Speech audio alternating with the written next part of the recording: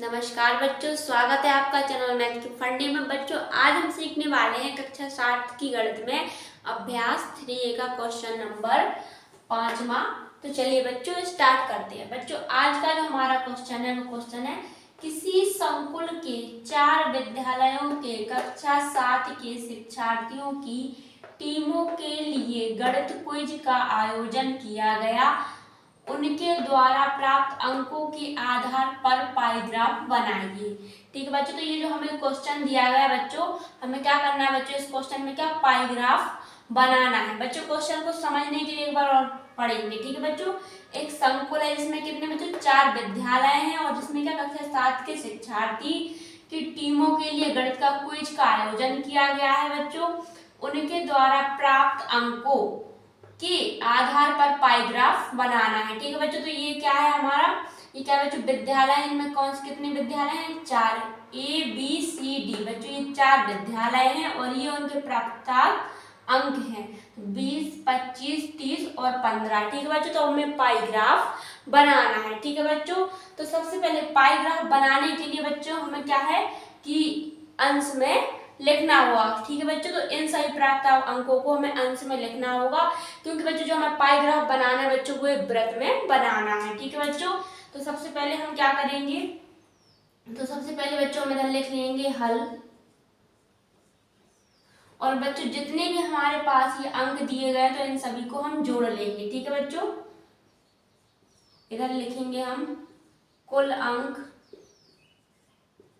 ठीक है बच्चों, तो कुल अंक कितने बच्चों 20, 25 कितने हो जाएंगे बच्चों 20 और 25 45 हो जाएंगे।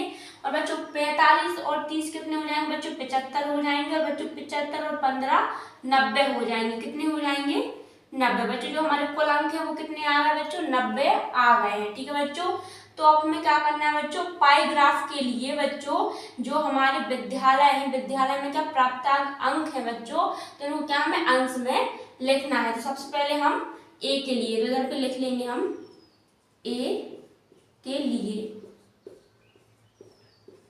ए के लिए भी लिख सकते हैं बच्चों, या आप डायरेक्ट इस तरीके से लिख सकते हैं ए बराबर 20।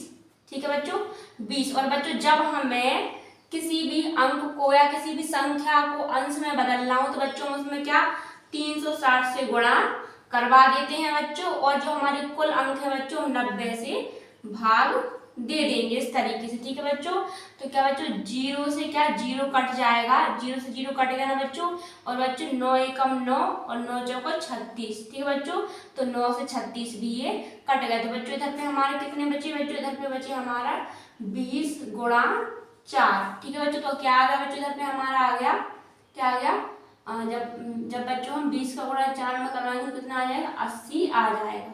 ठीक है बच्चों, इधर पे 80 अंश आ गया। ठीक है बच्चों, तो इस तरीके से अब क्या बच्चों बी के लिए करेंगे, तो इधर लिख देंगे बच्चों हम बी बराबर क्या है बच्चों 25। और बच्चों क्या 360 से गुणा करवाएंगे इसमें भी 360 अंश। और ठीक है बच्चों, और क्या 90 से दे देंगे भाग। बच्चों इधर 0 से ये 0 कट जाएगा, इधर पे 9 एकम 9 और बच्चों 9 चौका 36। बच्चों 9 का भाग दे देंगे हम 36 में, तो 4 बार में जाएगा। तो बच्चों इधर क्या बचेगा 25 गुणा का चिन्ह। ठीक है बच्चों, कितने 4। तो बच्चों हमारे 25 चौका कितने हो जाएंगे बच्चों, ये हो जाएंगे 100। तो बच्चों कितने अंश आ गया 100 अंश आ गया।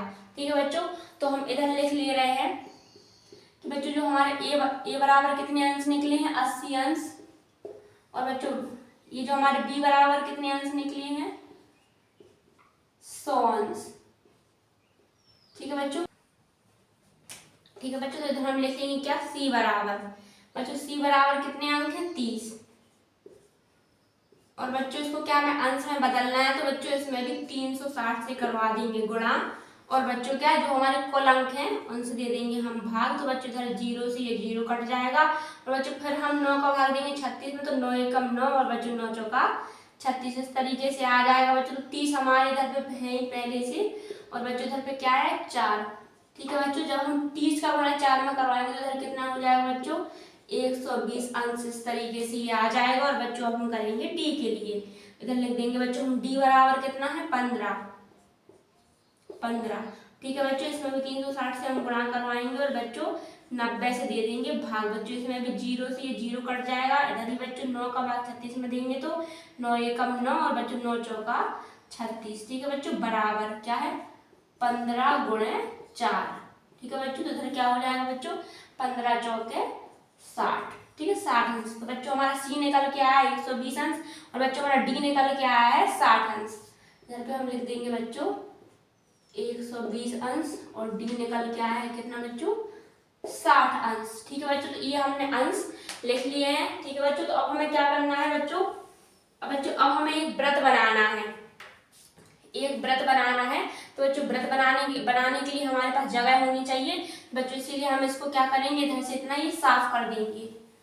ठीक है बच्चों, तो अब हम क्या बनाएंगे एक व्रत बनाएंगे। ठीक है बच्चों, तो इस तरीके से हमने व्रत बना लिया है बच्चों। ये जो हमारा व्रत होता है वो पूरा 360 अंश का होता है। ठीक है बच्चों, तो अब हमें सिंपल सा क्या करना है बच्चों, इस व्रत को बच्चों हम 2 भागों में बांट देंगे पहले। ठीक है बच्चों, इधर पे क्या करेंगे इस तरीके से पहले, और बच्चों जो इसका केंद्र बिंदु है बच्चों वो ये हो जाएगा इसका केंद्र बिंदु। क्योंकि बच्चों जब आप कॉपी पे बनाएंगे तो बच्चों आपको क्या चांदा होता है बच्चों, उसकी सहायता से आपको ये बनाना है। ठीक है बच्चों, तो इधर बच्चों बोर्ड पे मेरे पास मैं अभी क्या चांदी की सहायता से नहीं बता रही हूँ, तो बच्चों बोर्ड पे क्या है कि चांदी की सहायता से नहीं बता पा रही हूँ। तो बच्चों जब आप कॉपी पे बनाए तो जो चांदी की सहायता से आपको ये बनाना है। ठीक है बच्चों, तो सबसे पहले हम ए से स्टार्ट करेंगे। तो बच्चों ए कितना अंश है 80 अंश। ठीक है बच्चों, ए 80 अंश है। बच्चों ये चीज मैं आपको और बता दूं, ये पूरा व्रत हमारा 360 अंश का होता है। तो बच्चों इस साइड भी 180 अंश बचा और अब इस साइड भी 180 अंश बचा। तो बच्चों ए हमारा कितना है 80 अंश है और बच्चों ये पूरा 180 है और ए हमारा 80 है। ठीक है बच्चों, तो इधर से हम क्या करेंगे, अगर बच्चों हम सीधी लाइन खींचेंगे तो बच्चों 90 ऊपर का बचेगा, 90 नीचे वाला भाग बचेगा। ठीक है बच्चों, तो हमें क्या करना है बच्चों, ये जो 80 है ए बराबर 80, इसको थोड़ा हमें कम रखना है। ठीक है बच्चों, तो ये लेंगे इधर हम बिंदु और बच्चों इसको इस बिंदु से हम मिला देंगे। ठीक है बच्चों, तो ये वाला ठीक है बच्चों ये हमारा 80 हो गया। तो बच्चों इधर पे हम इस तरीके से करेंगे और लिख देंगे क्या 80 अंश। तो इधर पे ये ए वाला भाग हो गया। ठीक है बच्चों, अब हमारा जो बी वाला भाग है वो कितना है 100 है। बच्चों जब हम क्या बच्चों ये पूरा कितना है बच्चों, ये पूरा कितना है 180 है और बच्चों जब हम 180 में से 80 घटाएंगे तो कितना बचेगा बच्चों 100 बचेगा। तो बच्चों ये वाला भाग हमारा कितना हो जाएगा 100 हो जाएगा। ठीक है बच्चों 100 अंश हो जाएगा। तो बच्चों ये क्या बी वाला हो गया। ठीक है बच्चों, अब आते हैं बच्चों इस साइड। ठीक है बच्चों, ए आया बी आया तो बच्चों अब इधर सी आएगा। तो बच्चों सी वाला भाग कितना है 120 है। तो ठीक है बच्चों, तो बच्चों अगर हम इधर ये सीधी लाइन खींच देंगे तो बच्चों 90 ऊपर वाला भाग बचेगा, 90 नीचे वाला भाग बचेगा। ठीक है, तो बच्चों क्या थोड़ा ऊपर वाली जो लाइन हम थोड़ी कम मतलब कम कर देंगे। ठीक है बच्चों, तो इधर हम मिलाएंगे इस वाले बिंदु से।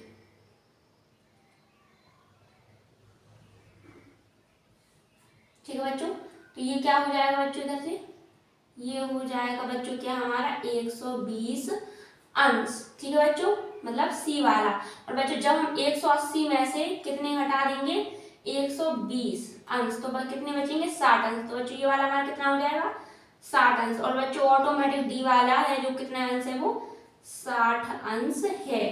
ठीक है बच्चों, तो बच्चों इस तरीके से बच्चों ये पाइग्राफ में लिखना था जो कि बच्चों ये हमने लिख दिया है। और बच्चों जैसे कि ए बी सी डी करके भी इस तरीके से क्वेश्चन में बोला गया था बच्चों, उसी तरीके से मैंने लिख दिया है। बच्चों ये हमने क्वेश्चन पूरा कंप्लीट कर लिया है। मुझे आशा है बच्चों क्वेश्चन आपको समझ में आया होगा।